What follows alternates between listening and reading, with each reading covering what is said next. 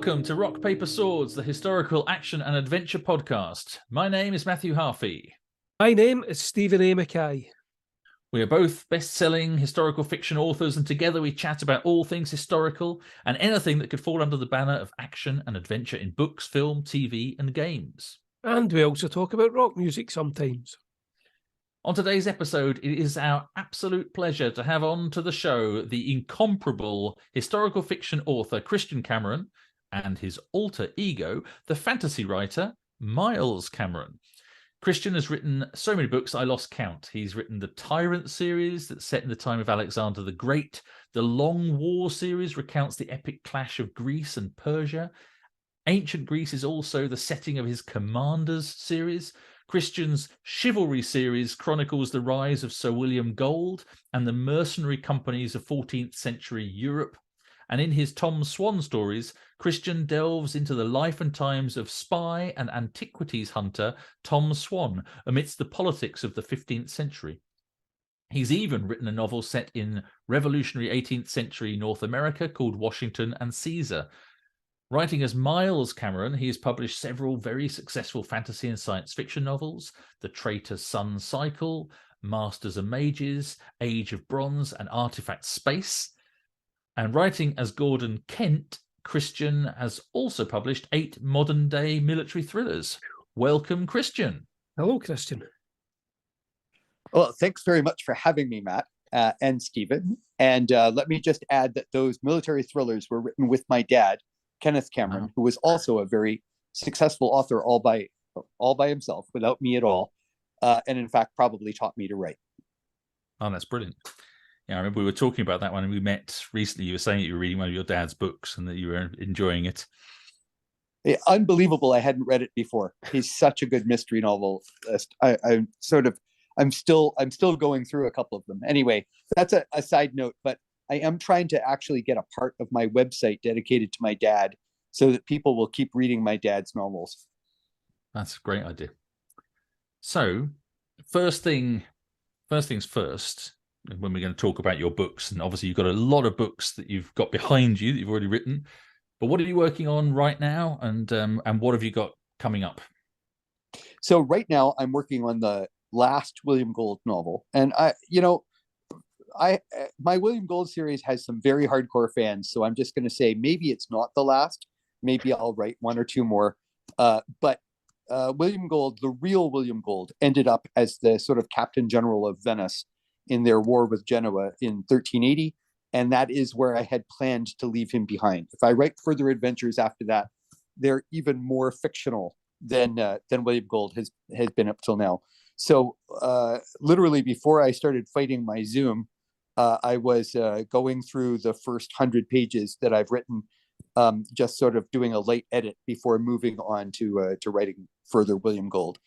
And the next project, I don't think is a secret anymore, he said, staring off into space. I'm going to write a sort of spy mystery novel about a series of murders that turn out to have political consequences in Venice in 1650, with a middle-aged Englishman as the protagonist, who's been a galley slave for both the French and the Turks, and has washed up on the shores of Venice. So you mentioned Venice quite a bit, and I read a few interviews with you as well today, and you mentioned Venice as well. I think you even mentioned it in one of the science fiction books that you've written. So I'm going to assume that you are a big fan of Venice. Stephen, I am a huge fan of Venice, and literally a fan. I think that when we look at the past, and especially when we look at the past critically, often we tend to make some broad sweeping comments about Europe and Europeans and what they did right and what they did wrong. I would hesitate to say that Venice was morally better than, say, England or France or Genoa, but I would say that if you were a lower middle class woman or a lower middle class man, the kind of person forgotten by most of history, you would rather have been a citizen of Venice than almost any other place in Europe. And if you were a Jew or a Muslim or a homosexual, ditto. You would rather have been in Venice than any other place. It was a relatively free society that would be pretty recognizable to people today. And as a modern North American, there's something about the Venetian arsenali, these guys who had the right to carry arms, and they're just the people who build just the people who build the ships, but they have all kinds of political rights. And there were other places in Europe where people who weren't nobles had those rights, and London apprentices are one of those groups. You know, apprentices in London had the right to bear arms and joust and do all kinds of things that were usually only done by nobles. But in Venice, it was kind of the whole populace. And I really like that. And I also like its multiculturalness. And quite frankly, because we all have to sell books, I like that Venice somehow just has a thing. Readers go, Venice, well, that'll be adventure. Maybe it's Assassin's Creed that created this utterly false notion.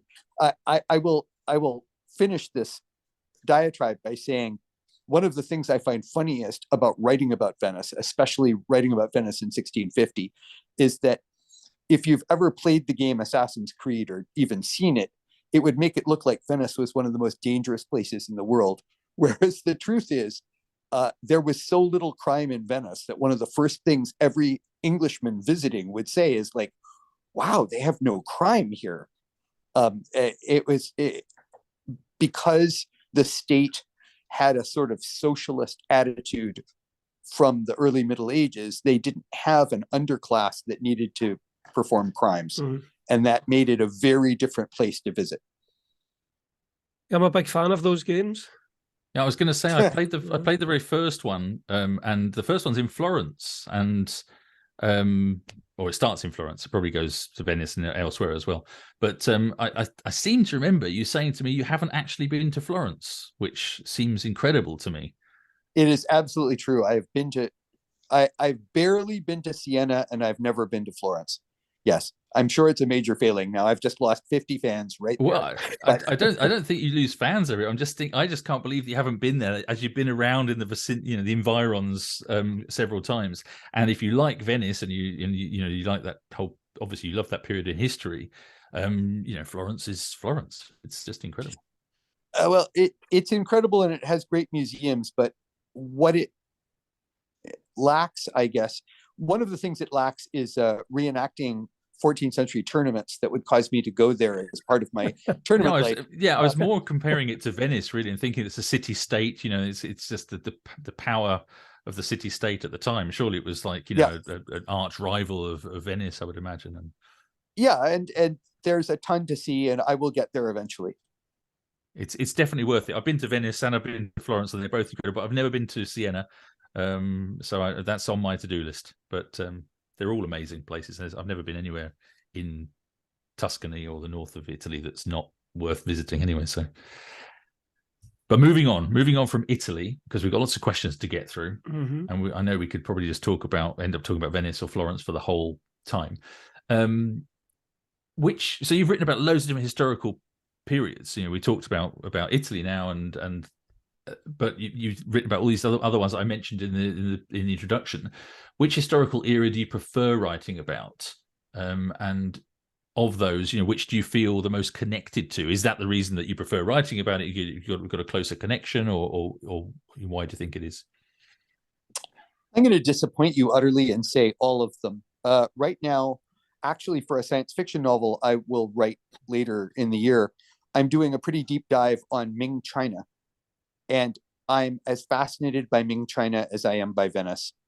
And, I do love ancient Greece, but I did my degree in 14th century England. And I'm really very interested in Scotland in the 13th, 14th, and 15th century. And in fact, I think Scotland often gets short shrift with some automatic head bows to William Wallace and Robert the Bruce, and a lot of not paying so much attention to a lot of innovation and governmental change that went on in Scotland. But I'm also interested in the Italian banking system and the whole world of the Flanders wool trade and the whole Islamic world. It pretty much never ends. Like I've always wanted to write a novel, the only Roman novel I've ever wanted to write, because I actually don't find the Romans very interesting. But about the iron trade out of East Africa, because apparently the Romans and the Egyptians were getting iron up the coast of what is now Kenya, which has very good iron, and that this trade was going on in Roman times. And I've always thought that was like deeply interesting, that there's iron probably going to the legions coming all the way from what is now Kenya. I don't know. It's all a bunch of good stories to me, and I will be reading somebody else's primary or secondary source, and I just go like, all right, this is fantastic. I can get a book out of this in no time. And I really, if you make me pick one, I guess I'll say classical Greece, and I guess I could find some reasons why. But like 15 minutes from now, I'll trip over some factoid about 16th century Korea, and I'll be all about Korea for about 4 months. And that is how my life seems to work. Do you have any favourite historical or fantasy authors, or any in particular that inspired you to start your own writing? Yeah, I have one absolute favorite, and that's Dorothy Dunnett, who was a Scotswoman in the 1960s, who, by the way, completely defies what I just said about not covering Scottish history. Not only did she cover Scottish history, she sort of looked into the nastier bits. Instead of doing William Wallace and Robert the Bruce, she looked at the collapse after Pinkie and other very interesting things. And what I love about Dorothy, I love everything about Dorothy Dunnett. I love the pace, which is very much not our modern pace, right? When we write novels now, we are expected to pretty much provide an action sequence in the first few pages, to keep the description down to a dull roar, no matter how fantastic we find the Book of Kells or something we'd like to talk about. Dorothy Dunnett didn't have to do any of that. She wrote for a hyper literate audience, by which I just mean everyone in the UK in 1962. And they were fine with going 250 pages before they got to the battle sequence. And they were fine with really getting into the knickers of how the politics worked and, who didn't like whom. I just love Dorothy Dunnett. And I think, and I mean no disrespect to either one of you, but I think King Hereafter is the greatest Viking novel ever written, because I think that Dunnett shows that the Norwegian world was part of the whole world, and that Norway and northern Scotland and the Orkneys were having a huge impact on the world that wasn't just war, a huge cultural impact, and that the cultural impact was coming right back at them. And I love that, because instead of the dark ages, she sort of got the bright ages. And I just thought that was a really interesting take on the whole thing. I must admit, I've never read any of hers, but obviously being Scottish, she's a very famous author here. I think I'll have to look that up, because you're definitely right. The way we write books nowadays, I mean, I've started books with a fight scene more than once. Yeah. Because me too. Me too. I mean, that's just how you Me feel. free. You feel like you're reading it and you feel like I need to fit a fight scene in here because nothing's happened action-wise for a while. So I'll have to check out Dorothy Dunnett. Yeah, I mean, it's the same with lots of books when you go back further in, out of like the last sort of 10, 20 years. It's like, you go back to Tolkien and you talk about fantasy as well. I mean, again, it's very slow paced until you get to the real nitty gritty, but they're fantastic books. Stephen, I give you the giant recommendation of King Hereafter. I think you'll love it. And there's like 3 fight scenes in 600 pages, and they're deeply meaningful and characterful, but they're not what the book's about. It does have the best written naval battle I have ever read. And because I'm a method actor, like I try and do all this stuff and I try and understand it. I just want to know how Dorothy Dunnett sat in her university quarters and somehow came up with what a 20 ship on a side Viking naval battle was like. Because every time I read it, and I've reread it a bunch of times, I'm like, wow, I couldn't write this. This is so good. Like, well, part of it, I'm just bragging about Dorothy Dunnett, but part of it is that she totally understands the role of wind and tide in a disaster, right? As your tired, beaten rowers can't keep up with the tide change off of Caithness in Scotland. And like it's a real battle. It really happened, and it was really disastrous for one side. And she almost is like Patrick O'Brien in dealing with the details of as the ships start to get sucked into the rocks, just because their rowers can't keep it together anymore. And you go like, yeah, we don't write enough of this. We I tend to concentrate, I won't blame you guys, on the hacking and the slashing. And somehow she has the whole holistic thing. She paints the whole picture rather than just the screams and the shouts. Yep. And Rosemary Sutcliffe, Sword at Sunset, bunch of novels. Mary Stewart, I don't know if anybody reads Mary Stewart anymore. She wrote some sort of semi-Arthurian stuff. I think I might have read that. It rings a bell. See, I'm old. Bernard Cornwell. I started reading Bernard Cornwell when I think I was 15 or 16 with the first Sharp book, which I still have downstairs. Probably a collector's item by now. Celia Holland.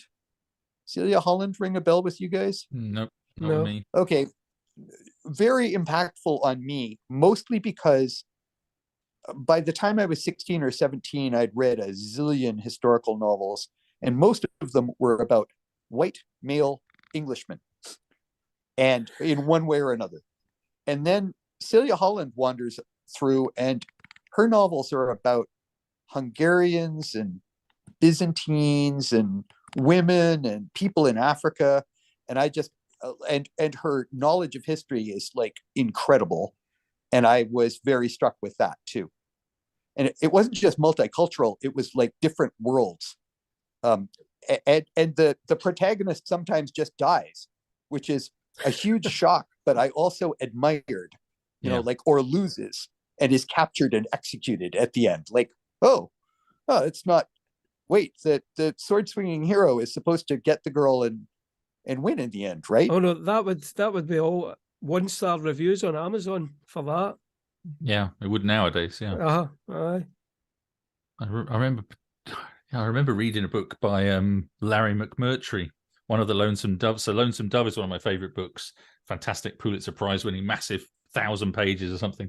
And I remember, I don't want to give spoilers away, but one of the sequels that he wrote later, it basically starts and just says, almost within the first 5 pages says, because you're thinking, oh, we're going to revisit all these characters, and it's just like, such and such a character, oh yeah, he died last winter, a horse rolled on him or something, and that's it. It's just like, what? I thought the whole story was going to be about, they just, he's dead. Matt, I was just thinking the other day how in interviews I never name Lonesome Dove as one of my favorite novels, but it definitely is. Actually, it changed the way I write, because I was already a writer and I read Lonesome Dove and went, the realism, if that's the right word, because it's a very dangerous word, but his willingness to talk about what it's like to have an eyelid cut off and then live with it for a long time, and other, like pretty grim stuff.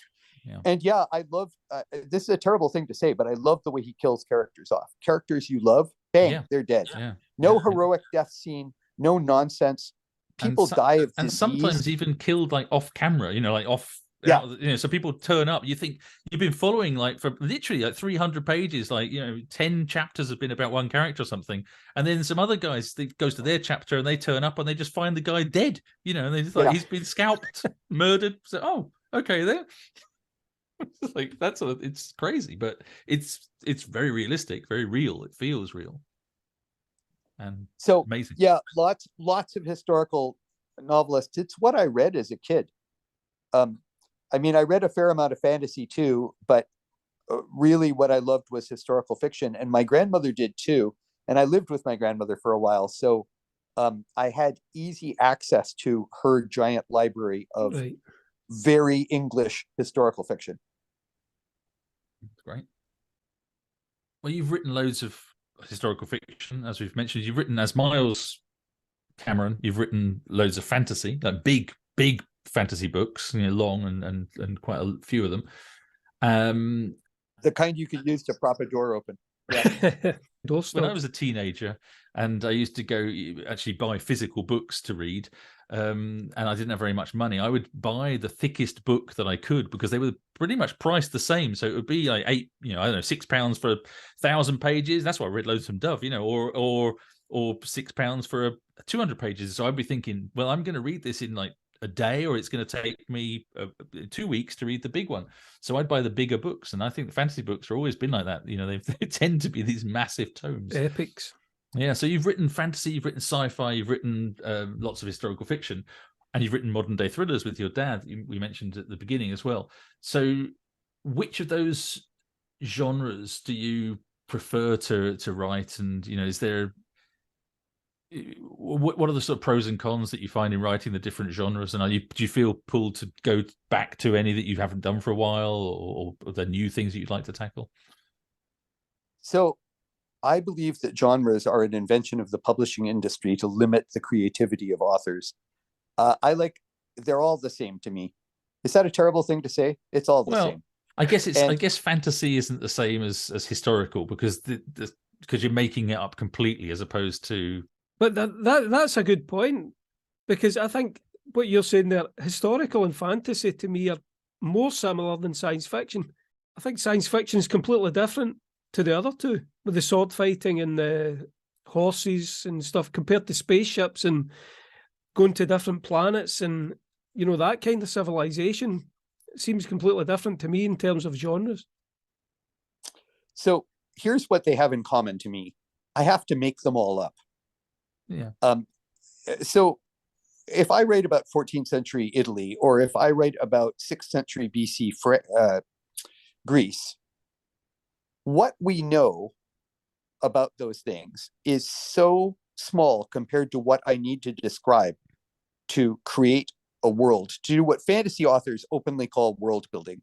But we all do world building. Any time period we write about as historical novelists, we can do research to make it easier and to spring ideas. And we can stand somewhere in, I don't know, Palermo, Sicily, looking at a Norman chapel and go like, wow, I could see this scene. I can see people in this chapel, but we're still making it up. And I feel like the act of world building is pretty much the same. And partly that is because my fantasy and my sci-fi are very fueled by history. So I do research no matter what, but they're also very much fueled by life experience. And I'll be honest. So my giant spaceships are largely based on US Navy aircraft carriers. My ideas of sword fighting are based on the time I spend sword fighting. My ideas of horseback riding are largely based on my own experience of horseback riding. I don't want to belabor this issue, but I'm a writer, and I'm pretty sure I could write any genre you handed me if that's what we all wanted to do. I mean, yeah. I don't love every genre, although I'll admit without too much embarrassment that sometimes I enjoy reading romance. There are good romance novels out there, and sometimes I try and interject a little romance into novels. And I have sandboxed some horror. I don't really like to read horror, but when I say sandbox, I mean it's just you'll never see it. I'm not going to publish it.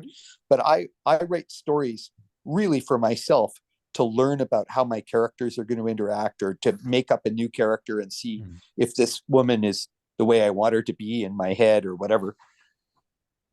Yeah, I guess I'm just not a big fan of the word genre, because go ahead, Matt. I was going to say the difference. I was just thinking one difference I find between fantasy and, because I think obviously there's different types of fantasy, and your fantasy that you write, as you say, is very based in a fictionalized fantasy world, but it's based on a sort of medieval Europe or some period in Europe or in the world's history. So it's sort of based in historical fact, if you like, even though it's got fantastical elements.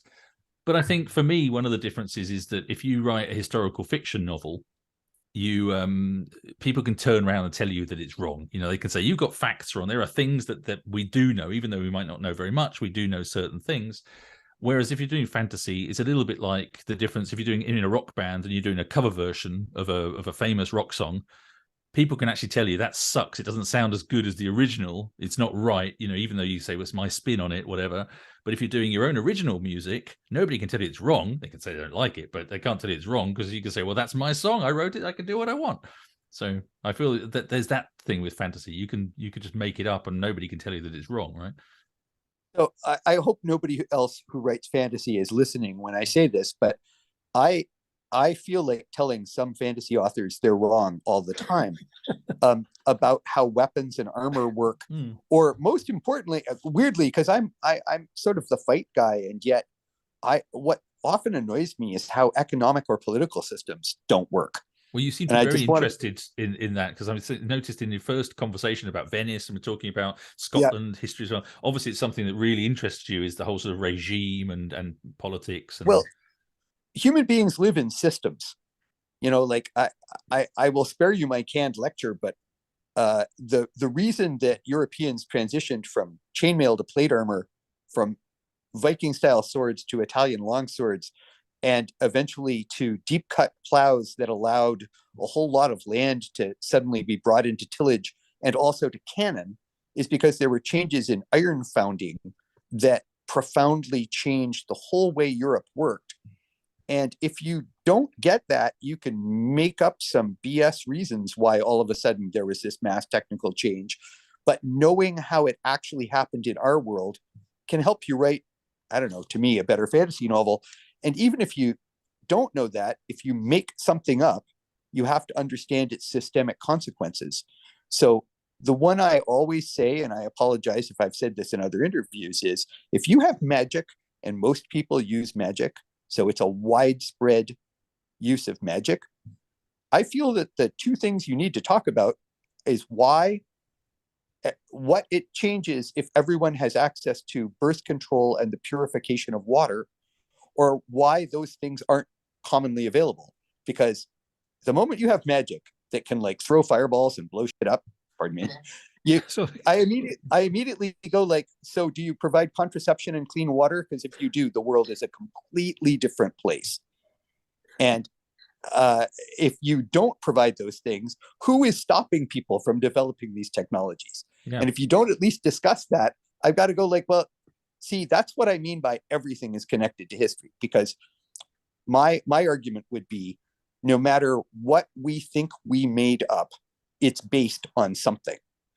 And often it shows in our outlines when we say, well, they're elves, but they're like Vikings. They're elves, but they're like the Japanese samurai. They're elves, but they're like Ming Chinese bureaucrats. They're elves, but you know what I mean? Like, our only way of describing our fantasy is with some reference to human experience. And I don't mean to be all like philosophical, but we tend to hit these things again and again. And if you look at Tolkien, or if you look at George R. R. Martin, or you look at whatever, you realize there are very obvious welded on historical examples that these are sort of coming from. And that, I guess that's my point. I think I've lost track of my point, but that's fine. I don't think you would like reading our books, because we don't know anywhere near as much about fighting and armor and using these kind of things as what you do. And I think you must be very hard to please as a reader. And I don't know, it frightens me to think that you might one day read my debut novel and think, what's this guy on about? He doesn't know anything about archery. He's never tried it. He's never worn a gambeson. He doesn't know anything. And I think for a reader, that must actually be quite annoying for you too. Stephen, let me put your mind at rest. I am the easiest reader to satisfy in the universe. I have two modes, which is I'm fine, or I throw the book across the room. And I usually throw the book across the room because a character just jumped the tracks and behaved in a way that is utterly at odds with, or there's a plot hole I can drive a truck through, and how the hell did the editor not catch this? Yeah. What I don't do is care whether where it hurts to wear chainmail all day, or like how a sword works, because I don't know, because so few people know those things, and it just doesn't bother me much. So one of my favorite movies of all time is Gladiator, and I'm sure that Gladiator got thousands of things wrong, but I'm basically a 14-year-old boy, and once I get into it, I just go with it, and that's the world I'm in. Same and with Braveheart. Yeah. Yeah, Everybody hates Braveheart, but I really enjoyed I thought it was a Braveheart. great movie. All the historical fiction authors, hate Braveheart and say how terrible it is. I really enjoyed it. I thought it's I a loved great it, movie. and my for like 2 summers after Braveheart, my lacrosse team would dress in kilts and paint and nothing else. Nice. I mean, we loved Braveheart. It was fabulous.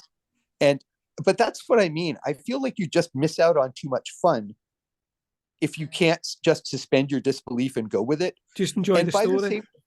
By the same token, when I read, what have I most recently read? I don't want to sound like a twerp. When I read something that's really, really good, Bone Ships by R.J. Barker, it's a fantasy novel, but it's sort of a naval fantasy novel. When I read something like that, where I don't ever have to even think, where the sword fights and the nautical stuff is all sort of very nicely worked out, then I admit that's a little better. But weirdly, I don't think it's what it's all about. I don't think my knowledge of how fighting works makes me much better as an author. I think it might, I'd like to think I'm helping other authors by doing writing fighting, which is this thing I do on Twitter. Yeah, we've seen that, yeah. But I don't even think that's why I'm a writer. Like, I'm not even sure I write better fight scenes than anybody else. I'm very curious about how things work. Yeah. But that doesn't cause me to like roll my eyes at other people's fight scenes. And except for one thing, and I'm going to complain about it, and Bernard Cornwell does it. For all I know, you guys do it. And it's not actually an error in fighting. I think it's a cultural thing. But people from the UK believe that the hero should have the crap beaten out of him before he finally gets up and wins the fight. Oh, I've done and that. I've done that a lot. Yeah. My experience of fighting is that if you have the crap beaten out of you, you are then killed. Yeah. That's what you were saying about making stuff up before, and that's the fantastical epic element of writing historical fiction in a certain style, which is like the Bernard Cornwell action adventure style that we, I guess, write as well. Whereas it's a trope, isn't it, where you have the peaks and troughs of action, and it's a normal storytelling trope that the main character hits his nadir or whatever, the worst point just before he then finds success at the end. And that doesn't always necessarily mean a physical beating, but it's often can. James Bond, Richard Sharp, you name it, they have to have the crap beaten out of them before they can triumph. And my nod to a number of earlier writers who had a lot more experience of fighting than I do is usually my good guy kills my bad guy in about 4 seconds. Right. Mm-hmm. And it's like Larry McMurtry. It's like, nope, because as I keep trying to teach various people who I teach sword fighting to, when a highly skilled professional meets someone who is not at his or her level, it's murder. It's not a fight. It's murder. You've made me think. You've reminded me, mentioning Larry McMurtry and the sort of speed of fighting. You've reminded me of the great Western, which is directed and starred with by Kevin Costner, Open Range. Have you seen that? I have not seen it, although I happen to mostly admire Kevin Costner. So it's a fantastic film, and if you like Westerns, you should definitely watch it. And I will just give you, I'm going to give you a spoiler now because you just made me think of it. There's a stand, they've basically been building up this gunslinger bad guy, throughout the movie. And then it comes to the final showdown and they're walking towards them and the bad guy says something like, goading towards Kevin Costner's character. And Kevin Costner literally just pulls his gun out and shoots him in the face. And that's it. And then the fight ensues with the rest of the baddies, but he just takes out the main guy that they've all been going, like, he's a real bad man, takes him out in a second. He just goes, bang, you're dead, Just, Raiders of the Lost Ark. Yeah. Raiders of the Lost Ark, exactly. Yeah. I mean, yeah. Anyway, I've beaten this dead horse, but I also want to say another thing about a certain kind of fight scene that I don't know, that I like. One of my favorite writers of all time is a nautical writer called Patrick O'Brien. And I love Patrick O'Brien. And Patrick O'Brien has a real talent for, in effect, saying, and then he killed the other guy. Or, I saw him for a moment with his sword in his hand, clearing the deck. That was the whole fight scene. Yeah. Because his books are really about mostly male relationships, about command, about friendship, about trust, all these things. Yeah. And so, by the time you've gotten through 6 Jack Aubrey scenes, you and the author both know he's going to win all the naval fights. And so he stops describing them. Like, yep, there's some expenditure of powder and the French strike their colors. That's not what this book is about, right? And I've never quite gone there, but I am tempted by it sometimes to just go like, instead of making violence porn, how about if I just go like, well, that Bob is a great swordsman, so let's move on to the next scene. There's a body at his feet. And now it turns out it's illegal to kill people in Venice. Yeah. Actually, my English former galley slave is faking being a fencing master, about which he knows nothing, but he's trying to learn from books while teaching the sons of the aristocracy. It allows me to sort of nerd out on 17th century fencing manuals while having a character who actually mostly his only way of fighting is the way you fight as a galley slave, which is utterly foully with every element of your body, but not necessarily as any kind of swordsman. I'm having fun with it. It'll be fun. That sounds good. So where are we? Well, I've got one here about Tom Swan. Here's a question. So Tom Swan, you've got a series of like novellas, I guess, that about Tom Swan. And I've read a few of the early ones. You write fast. You actually write and produce books faster than I can write and read. I mean, I can't keep up with you, but I have read a couple of the early Tom Swan ones. But he's a spy, and kind of is involved in sort of subterfuge and things. And you've also written some military thrillers. You mentioned with your dad under a different pen name, the pen name Gordon Kent. And I know that you were in the military, and I believe you worked in the intelligence community. And you talked before about writing from experience. So how much of the sort of your own experience did you put into those, both the modern day thrillers, I guess, and the historical 14th, 15th century thrillers? So I wrote the modern day thrillers with my dad while I was actively an officer in the United States Navy. And the first 3 of them had to be checked over by it was like an official Secrets Act thing. They had to be read by a security person in my office from cover to cover, which, by the way, you're both writers. You know what you go through with copy edits and page proofs. And just add to that someone saying, now this scene, Stephen, I feel this needs to go because you mentioned China. Yeah, I have to mention China. The book's about China. No, I'm uncomfortable with China. Could we change this to, it's insane. And then I was out of the Navy and I could write almost anything I wanted. But I was an intelligence officer. I was even a clandestine intelligence officer, which is kind of like being a spy. And those thrillers were very much based on my life as a naval aviator, as being a backseater in various airplanes. Tom Swan. So, I've been talking about my experience and history. There's a danger to anachronism, right? And we're all writers here. We know that there's things in the past that were really very different and ideas that were very different. So one of those things is the collection of intelligence. If you imagine that, I know this is obvious, but I'm going to say it anyway. They don't have television. They don't have radio. Just collecting newspapers from another country and reading them in 1850 was a very effective way of gathering intelligence. So, English naval officers would just collect like Russian newspapers if they made a Russian port and bring them home and read them all. And then everybody would know more about what was going on in Russia.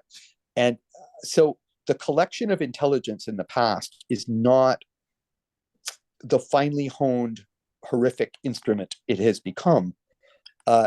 And despite that, because I did some of that basically open source collection, we call it, where you read newspapers or you just talk to people, some of that is very much in Tom Swan.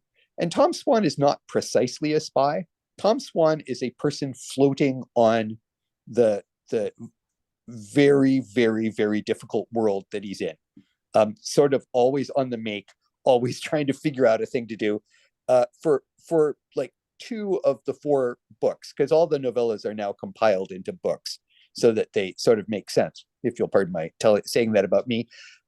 He works for Cardinal Bessarion, who is a Greek cardinal in the Latin Church in the mid-15th century, who probably more than anyone is responsible for what we call the Renaissance, because he collected an awful lot of documents, an awful lot of Roman texts and Greek texts, and got them to the West after the fall of Constantinople.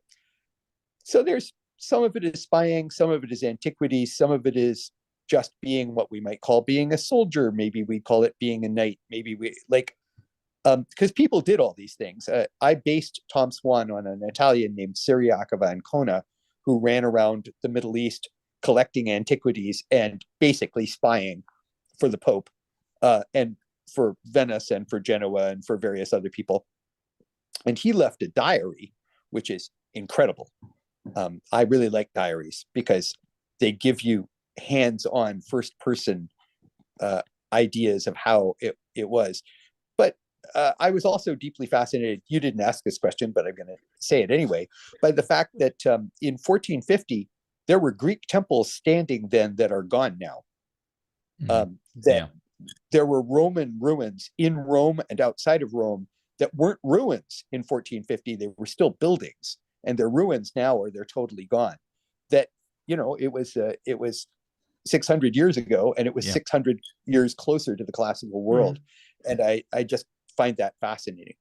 No, I find that really interesting as well. It's one of the things that is interesting about my Beierbrand books, and he goes different places and trying to extrapolate, and based on the archaeological evidence that's around, and what the city's like now, and what the Roman maps and the archaeology of Roman time is, what certain places, like he goes now, he's in France in the latest book, and trying to work out, you know, what was there, and was the amphitheater totally destroyed as it is now? Was it somewhere in between? Was the bridge there? Had the bridge been destroyed? And, you know, because there was a Roman bridge and it's not there now. And you're talking about 700 AD in my book, 630 something, 650 or something. So yeah. And see, that fascinates me too. And by the way, I love your Beierbrand books. And let me thank you. add to that you inspired me to a book I'll probably never write, but I was reading your book and I had my own idea. And I think that this is perfectly legit, by the way. I hope people read my books and have their own ideas. But I was like, I want to do a book on a man who's exiled and required to go on a pilgrimage to Jerusalem in like 750, maybe from Mercia, because it did happen. Yeah. And I just think it would be fun to sort of have a travel log of so I don't know how far you're in to I don't know how many of the Beierbrand books you've read, 2. but I think I've 2, maybe 3. So the 9th one is coming out in December, and in that it's the first leg of the pilgrimage of Wilfrid, who becomes Saint Wilfrid, Bishop Wilfrid. Right. He's a young man. He's going down to Rome, so we don't get all the way down to the Holy Land, but the journey is on from Northumberland to Rome. So that's kind of well, journey. Good on you. You were the man to write it, probably not me. I was actually just interested in somebody seeing Damascus at its height, but being from like Anglo-Saxon England, because maybe that'll be another book in the future. It sounds like a great story. Well, in my heart, I'm a multiculturalist, and while I absolutely love English history, I mean no offense, but sometimes the English can get very insular about their history. God. And sometimes I want to say, like, yeah, the Anglo-Saxons and the Norse, they were interesting, but do you know that there was this giant high culture going on in Damascus at the same time? Do you know where all the silver came for all those Irish girls who were being sold down the river? That coming from Damascus. And I don't know. I just thought it'd be kind of funny to have a guy kind of walk constantly into greater civilizations as he goes south. Well, that's kind of happening in the other series I'm writing. My Hunlaf books are kind of going there as well. So he's kind of traveling around. That's and better you than me, because you know the period and it's not my period. But I am fascinated. Have you read The Bright Ages that just came out? No. It's a secondary history work. It's not going to tell you guys anything you don't already know, but it basically says Dark Ages my ass. It, like, this was a vibrant, exciting time when a lot of the basis of the world that we live in today was created. And, like, it's only dark because people in the Victorian era wanted to talk about how great they were. And that there's a lot going on. I mean, you already know that, but it's a pretty good book. And I've just been sort of sending people to it who want to badmouth the early Middle Ages and go like, oh yes, but the Vikings. Oh yeah, the Vikings are part of a huge world that is actually changing culturally, at the speed of sound. And they're inventing things that are going to cause change, like better ships.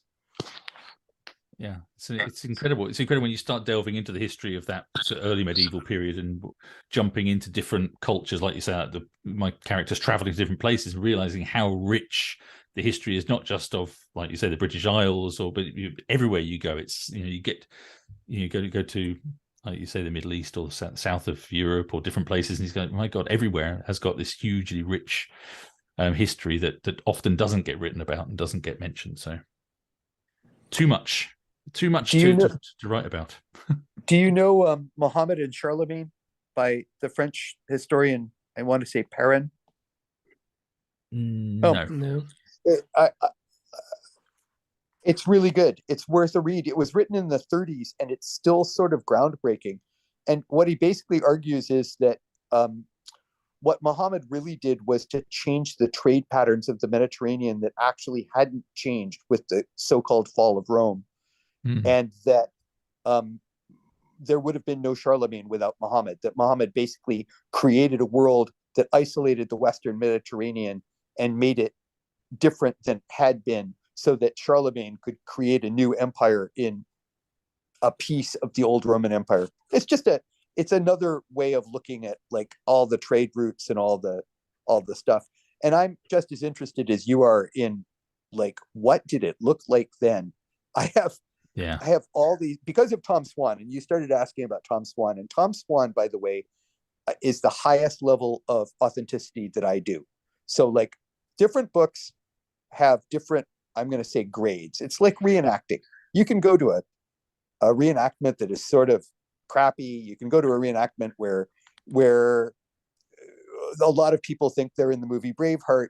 You can go to a medieval reenactment where you're just putting on a tournament and there's a lot of pretty girls, or you can go to what we call a full immersion, where everyone is trying to do this as well as they can. There's probably no fighting, and it's all about cooking and living, and you're going to build a 14th century peasant's hut together. That's all you're doing. No one's a knight and whatever.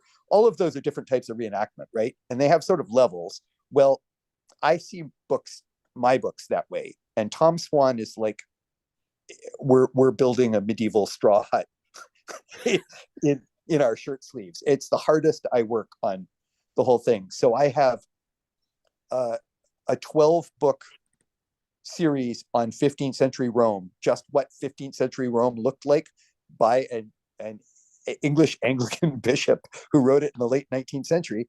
I'm sure there's a limited audience for that. And I think I have every map and pilgrim's itinerary for Rome, so that when Tom Swan moves around 15th century Rome, I want him to move around 15th century Rome, but I want him to trip over ancient Rome constantly. And I want to say that out loud, because readers of my stuff are also readers of Gordon Doherty stuff, of Simon Scarrow's stuff, of S.G.A. Turney's stuff. And they love Romans, so they want to hear the landmarks called out. Not to mention that if you're in the so-called Renaissance, Renaissance people valued the ancient world, so they care when they're going through the forum or whatever. But it is, as you say, hilarious to go like, is this bridge here at all? Yeah. And trying to work out, what state of repair is it, and because sometimes things are there, but they're half as knackered as they are now. Someone will definitely know, and they'll tell you if you're wrong. I'm not even sure if many people they'll have an opinion anyway. They'll have an opinion, yeah. Stephen or Steve? Stephen. Okay, Stephen, I write as if somebody like me, but with a nastier lack of sense of humor, is reading. But I'm with Matthew. I'm not positive. Like, probably in 20 years of writing historical fiction, I've gotten 20 sharp criticisms, and in each case the person was right. I've never had I have had people ask stupid ass questions, but I've gotten about 20 pieces of reader mail, I won't call it fan mail, where they're like, do you know that blank? Well, no, I didn't know that, and that does ruin that scene, doesn't it?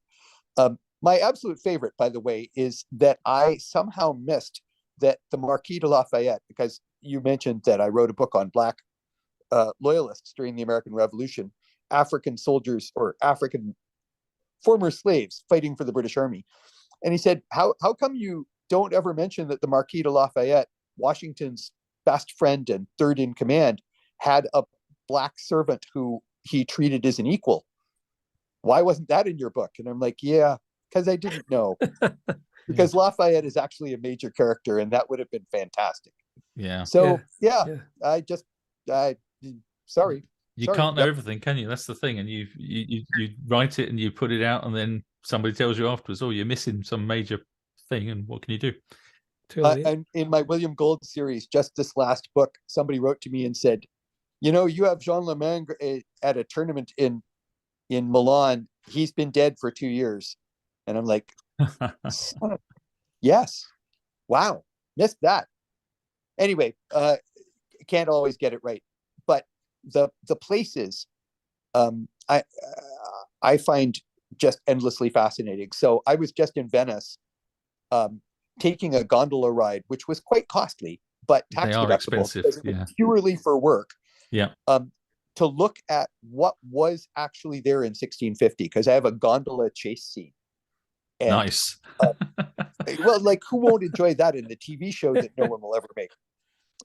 But guys exchanging incompetent wheel-lock pistol shots in gondolas, it just seems to me like an endless amount of fun. But some of the canals have even moved. Really? It's not. It looks like nothing has changed in Venice, but sadly, stuff has changed. Anyway, I'll drop this, but it is we have this in common, and that's why we first met in an Iron Age fort. This is true. Yes, we did meet in an Iron Age fort just a few weeks ago. But well, we've basically been talking for over an hour, I think. So we sort of come to the end of our time. But should we maybe just before? Can I just ask this one? Oh yeah, you can. Just as a final one, you might not want to answer it, Christian, but do you have any particularly exciting or funny tales from your days in the military? Many, and I bore people at campfires constantly, but I'm trying to think of one that's clean and funny at the same time and doesn't involve anything that I wouldn't want to say on the air. I guess I don't think this is particularly funny, but I'll just say it because it matters to me. I was, like many young men, very insecure about what we might call manliness for a long time. And I remember during the Gulf War, when I was flying as a backseater, I don't even think we'd been shot at. It just, we had a long flight. It was a difficult flight. We were looking for surface-to-air missile sites. And the plane landed, and we were the last plane down from a big event, like bombers and stuff like that. And we were the last plane down, so the flight deck was quiet, which I don't know if you've ever even seen an aircraft carrier movie, but the flight deck isn't often quiet during wartime operations. And so I got to walk from the plane without the din and with this glorious star field overhead. And I just remember thinking, like, I don't think I'm ever going to need to worry about manliness again. I think I have now hit some sort of like, it was a weird thought, but it's a thought I go back to often, and it actually plays into writing. It's like, you know, you spend a lot of time, and I'll bet both of you have too, going like, did I do this right? Am I brave? Am I brave enough? And then most of us get to a point of maturity where we go like, yeah, probably brave enough. Or if I'm not, this is as much brave as I've got. And I just remember that one sort of experience as being probably more profound than it needed to be. I think I was alive and had thought for about 5 seconds that I wasn't going to be alive at that point. So that's one. And another one that my wife is tired of hearing because we just went to Sicily is that one night on a very routine flight where I was flying as what we call self-loading baggage, meaning I was flying to get the flight hours, and had no purpose in sitting in the back of the plane except to get my flight hours. We had a total hydraulics failure, which means we couldn't get the landing gear down, which is really, really bad. And this is an S-3 Viking, which is a fairly big carrier aircraft. And my pilot, who was one of my favorite guys in the squadron, was aware that in 4-seat ejections, this is a jet with 4 seats, the 2 backseaters, of whom I was one, had always died up till that point, fried by the jets of the front seaters punching out. So he announced that he was going to try and land the plane with no landing gear. And there's no heroism by me in this story. The pilot did everything. But what I remember best was it was just sunset, and he decided to land at NAS Sigonella, Naval Air Station Sigonella in Sicily, which is just below the slopes of Mount Etna. And, you know, there's a lot of history on Sicily, and there's a lot of ancient Greek and Roman history. And we had a long glide path coming in because the ailerons weren't working too well. So he wanted us straight into the runway.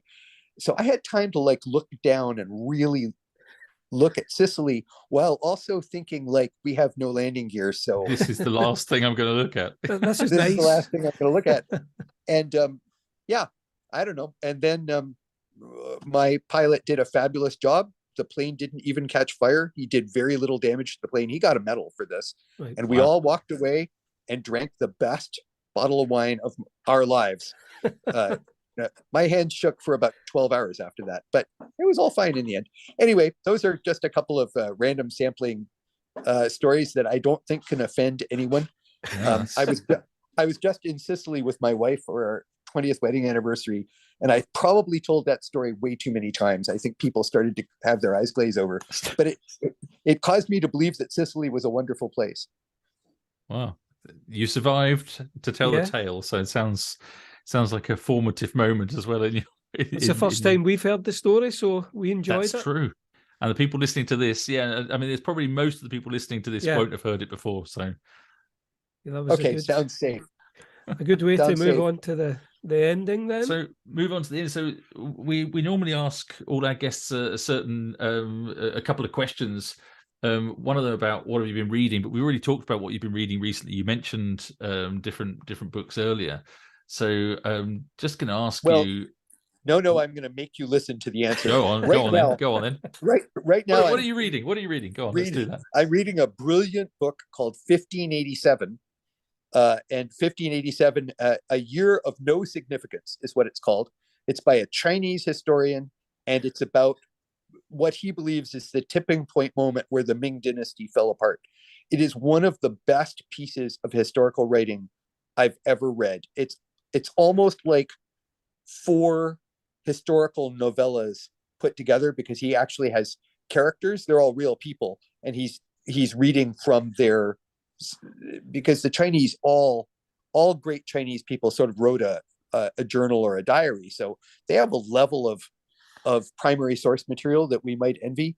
It's really great. Okay, that sounds amazing. And what are you watching at the moment? Are you watching any good TV or films? Have you watched any movies or anything? I'm spacing out Rings of Power. I really enjoyed the first couple of episodes. Am I okay to admit that I paint little soldiers? Absolutely. You can I'm you a, can admit that. so I paint little men, and when I want to do some painting, I often want some background, whatever. Mhm. I fell in love with Rings of Power. I'm a huge Tolkien nerd. I know there's lots wrong with it. It just doesn't bother me. Kind of like I was saying to you guys earlier, the good outweighs the not so good to me, and so I'm rationing that. And then my daughter is a huge. I have a daughter. She's 18. She's a huge Marvel universe nerd. She'd hate my saying that, but she'll never hear this. And so I've been keeping up on my She-Hulk and my Moon Knight and stuff like that. That's kind of the stuff I watch. Oh, and my wife and I just watched a whole bunch of Stonehenge stuff because I was at Stonehenge the day after I saw Matthew, and so I've just been sort of watching everything that's on YouTube that does not involve alien astronauts. So there's a link there. You saw some old rocks the day after you saw an old rocker. An old. There you go. Oh, very good. You're a dad, aren't you? That is a dad joke Definitely. right there. We're all dads. We can all tell those jokes. It brings us on to the last question. What have you been listening to? And do you listen to music when you write? That is an awesome question, Stephen, and I wish more people would ask that. I'm serious. So yeah, I always listen to music when I write. I deeply believe that art makes art. I've had some of the best ideas I've ever had, either standing in art galleries or listening to a rock concert or watching a ballet. One of the best fight scenes of my life came to me in a ballet. It had nothing to do with the ballet. I just believe that other people's art makes my art better. So at the moment, this will probably be really a downer after that exciting intro. I've been listening to Steel Eye Span for the first time in like 10 years. I used to listen to lots of Steel Eye Span, then I kind of let go. Then I was just introducing it to two people who'd never heard it. And so now I have Steel Eye Span as sort of constant playlist. Steel Eye Span, Jethro Tull. Whole time I was in England, I was playing Jethro Tull because driving through southern England, listening to Jethro Tull's Heavy Horses album, somehow that was like the thing. That's one of my favourite albums, actually. There, and I don't know if great. you can see it from the light, but it's All right. Ian Anderson. Yeah. So yeah, Jethro Tull are my favourite band, although I like the heavier stuff. But you don't listen to that when you write, do you? I would find it too rhythmic. I would want too melodic. Sometimes yes, sometimes no. I'll be honest. What I'm listening to, I'm very much a method actor, Stephen. So usually I listen to 14th century instrumental music right when I'm writing the 14th century. And when I write ancient Greece, I tend to listen to, like, I was going to say modern. I don't mean modern, but like Greek Orthodox church music, which has nothing to do with ancient music. But you're right. I don't listen to like melodic, lyrical, modern rock, which I like, but that's not. I would start listening and I would stop writing. Yeah, exactly. Same that's as what us. we've agreed. That's the, we the would kind sing of... along, or I would pick up a guitar and try and play along or something. So yeah, I'm the same as you. You like something a wee bit more white noise almost, but atmospheric at the same time. Yeah. And a while back, and this is what I'm going to listen to when I write my 17th century Venice. I found a lot of pre-Baroque or early Baroque church music. It's not what I would willingly listen to every day, but it turns out I really like writing to it. Yeah. So like Monteverdi and Palestrini and people like that, it just sort of flows along. Or opera, because I don't know what they're saying. Yeah, exactly. You can't sing along. You could try. But do you guys know the fantasy writer Nick Eames? Sorry, what was his name? Nick Eames. Nicholas Eames. That does ring a bell. I've never read his books, but I have seen them. He wrote a really fantastic trilogy. The one I remember the title to is Kings of the Wild. Oh yeah, I do know the one you mean. Yeah. It's all sort of vaguely based on 70s, 80s, and 90s rock. Yeah. And that's what he listens to while he writes. And we had this same conversation. I'm like, how do you keep it together? Like, as soon as Pat Benatar starts singing, I'm listening to Pat Benatar. Yeah. I'm not getting anything down Exactly. on the page.